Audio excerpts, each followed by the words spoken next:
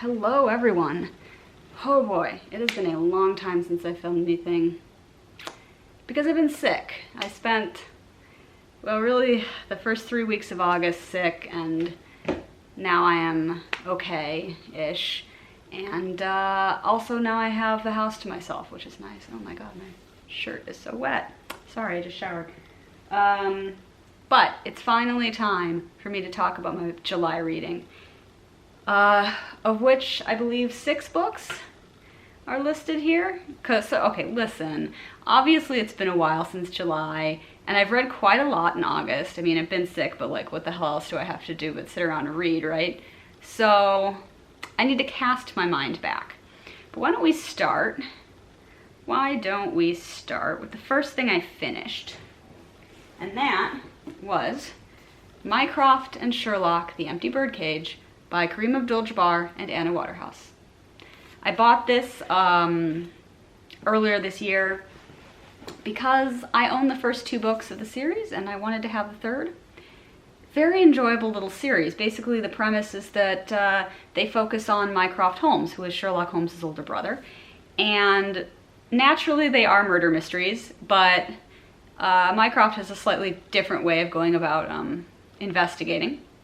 And also the authors have made an effort to include a more diverse cast than the original story. So like there's one of the major characters is this friend of Mycroft's named Douglas something, who is from the Caribbean. He's black, and he has like a store in London where he sells cigars and stuff.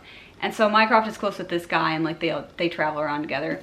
But that's not really what this book is about specifically. In this one, essentially there's this serial killer.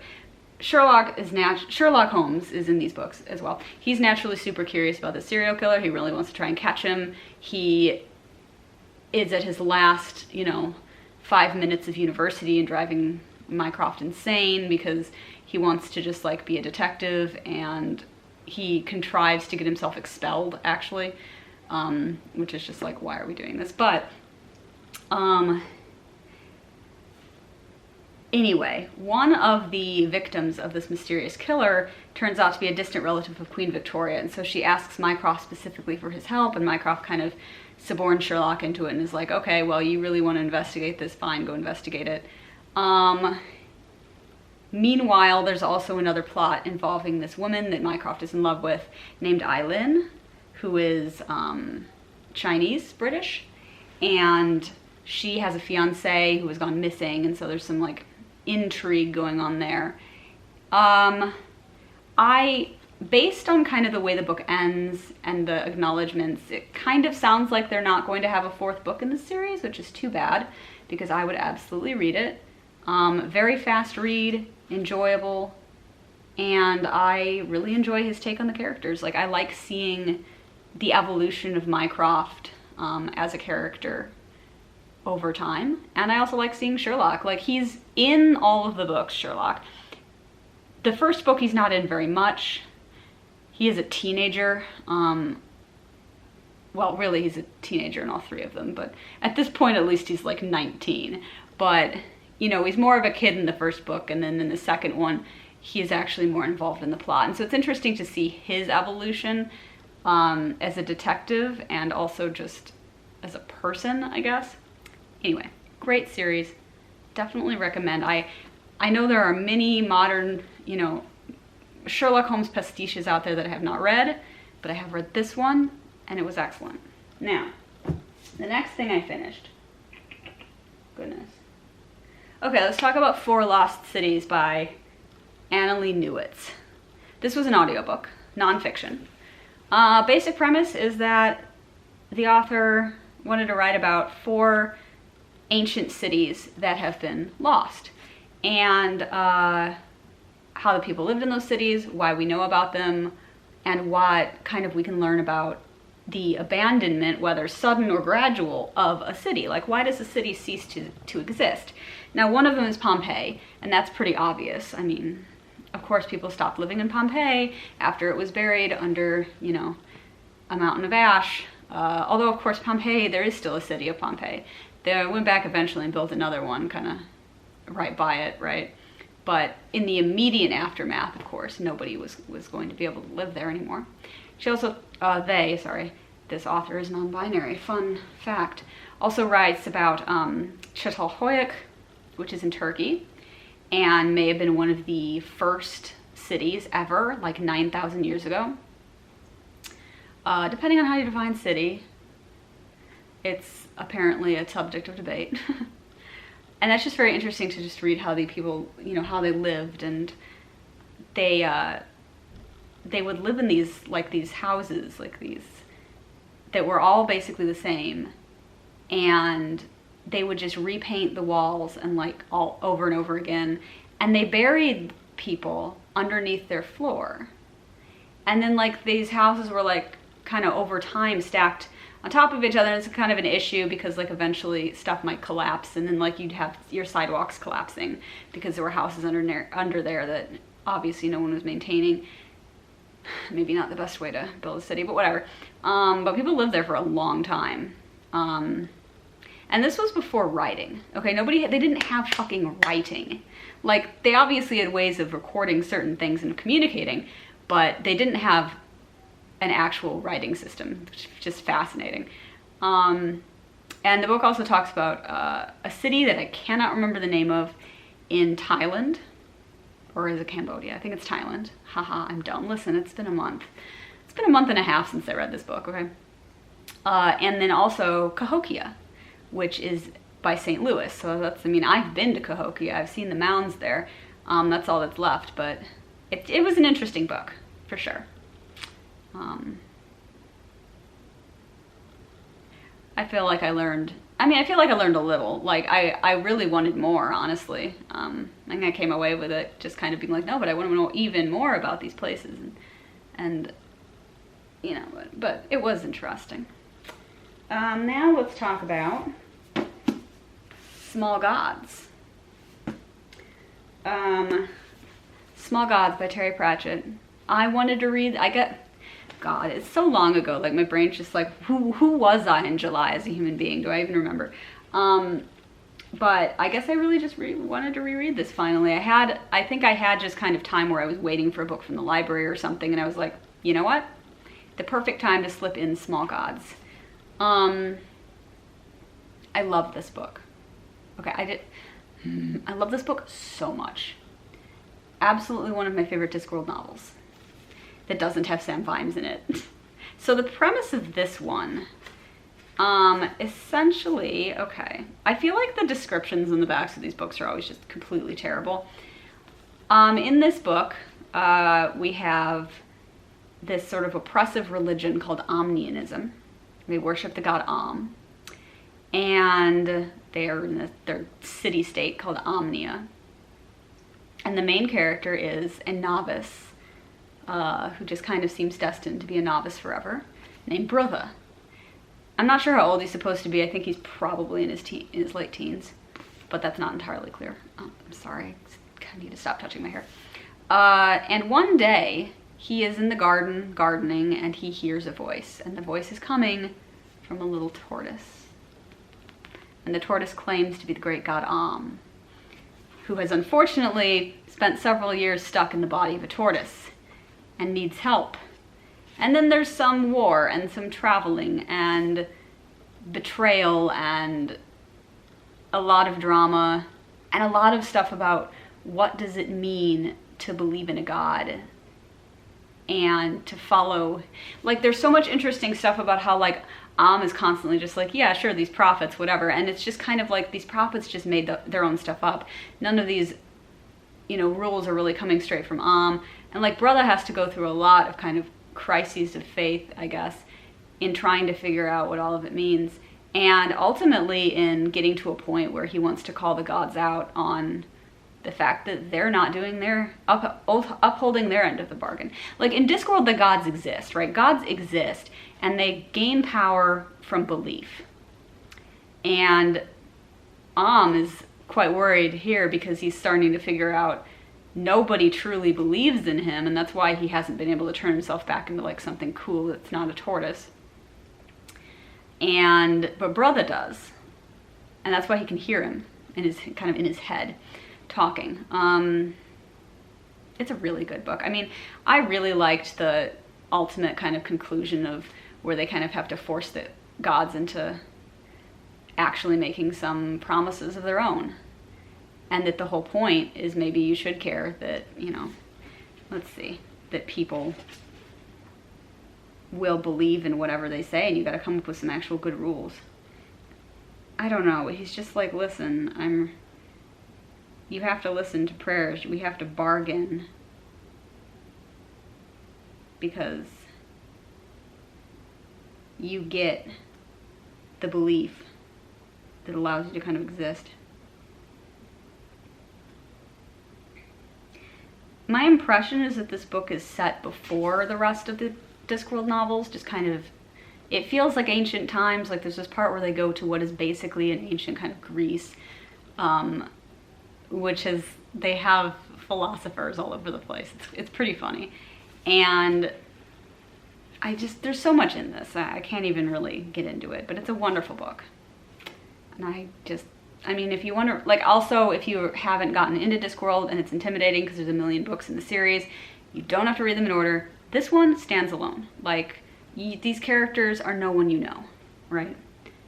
And it's excellent. Okay, what else do we have? Let's talk about Children of God by Mary Doria Russell. Children of God is the sequel to The Sparrow, which I absolutely adored earlier this year and would not shut up about. And in Children of God, we get our conclusion. Essentially, it's more about, well, okay, so basically the church, the Society of Jesus, the Jesuits, want to send another mission to that alien planet from the first book.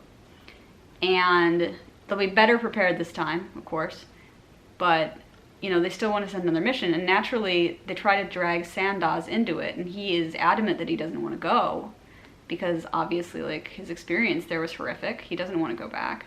He actually quits being a priest fairly early on in the book. He's had this entire kind of crisis of faith and also just of humanity. He wants to live his life.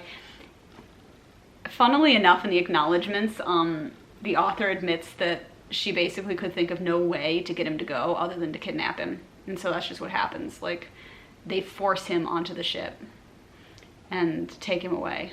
And basically I think it's because, like, on the one hand, he's got the most knowledge of the languages, but also because the head of the Society of Jesus, Vincenzo Giuliani, has essentially decided, like, this is for his own good. This will help him heal and, like, put together his experiences.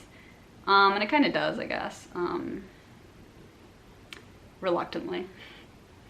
And there's a lot of stuff in the book about how the events of the humans coming to that planet, like, fuck me if I could remember what it's called, has sort of spiraled out into affecting the lives of a few individual, like, people that they interacted with, and then how that kind of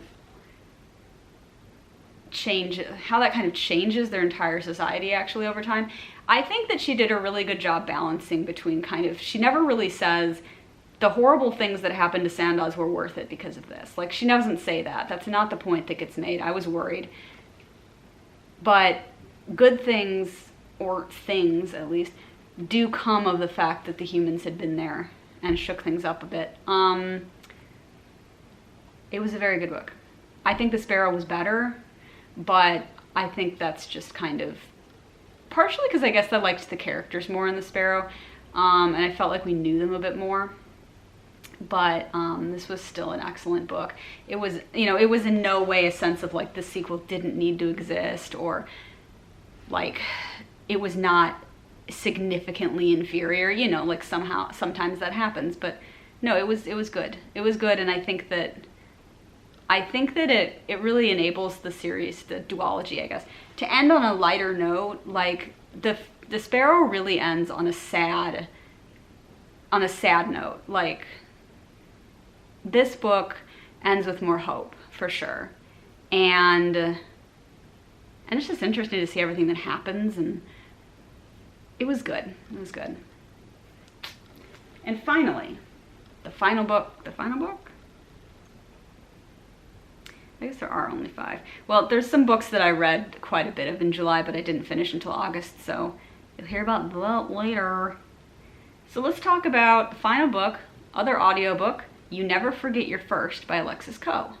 So this one, I've been seeing around a little bit, because it's got a cute cover. It's got this illustration. It's about George Washington. It's a biography of George Washington, but it's pretty short, and it's got this cute illustrated cover where he's like putting his tie straight and looks all kind of sassy. So, you know, it always kind of struck me. And Alexis Coe also kind of makes a point in the introduction of being like, well, yes, I'm a woman historian and I'm not writing about a woman thing, because, like, perspective, I don't know. Anyway, it is a fun book. It was very easy to read. I mean, I was listening to it, but still. It was an easy read, and I think there's value to reading absolutely enormous tomes with every single possible stupid fact you could fit into them about famous people, but understandably, most people do not have the fucking time or the patience, and I think that a book like this really, like, encapsulates a lot of stuff about Washington and about his life and, well, I don't know, his opinions, and she says in the book that she's trying to, like, depict him more as a person and less of a legend. Washington gets kind of buried, I think, under a lot of just who he was and the whole history of everything, and sort of the myth and legend of George Washington, rather than, oops, shush.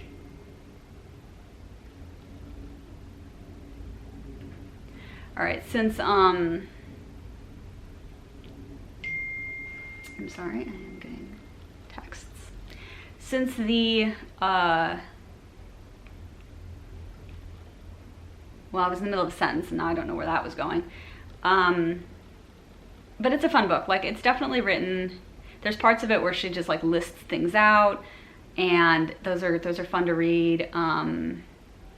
She definitely does go into, this man owned people and that's fucked up pretty often, which I think is only appropriate. And I think I learned, you know, I feel like I learned something, for sure. And I think she makes points in certain sections of the book where she's, like, making a point of saying, like, well, there's a lot of biographies of Washington that, you know, talk about this and that in a certain way, interpret, like, his relationship with his mother in a certain way, for example, and she's just like, but I don't think that that's necessarily borne out by what we know.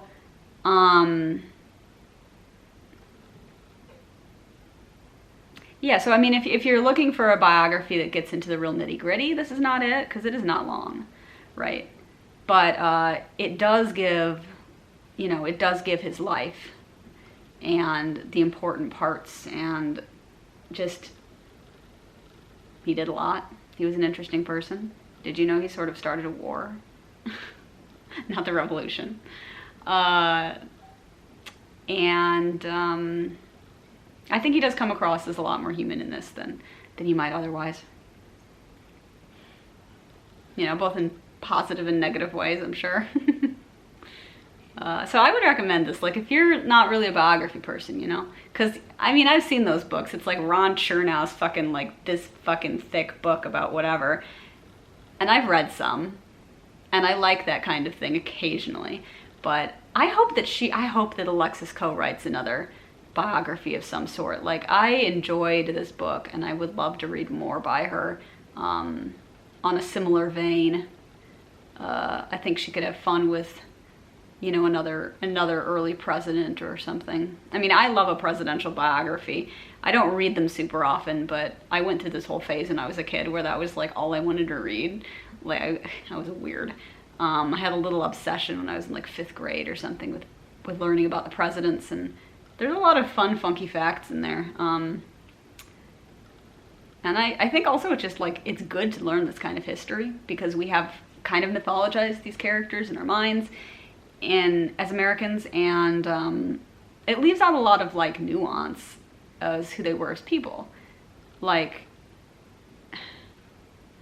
either way, you know, like some people will just completely dismiss all the founding fathers, and then some people are like, no, they're the greatest people who ever lived and they were perfect and everything they came out of their butts is gold. I don't know. Like, both of those are very weird ways to look at history, and it's like, well, they were real people who had like petty reasons sometimes for what they did, but at the same time, they did what they did, and there's a certain gratitude, I guess.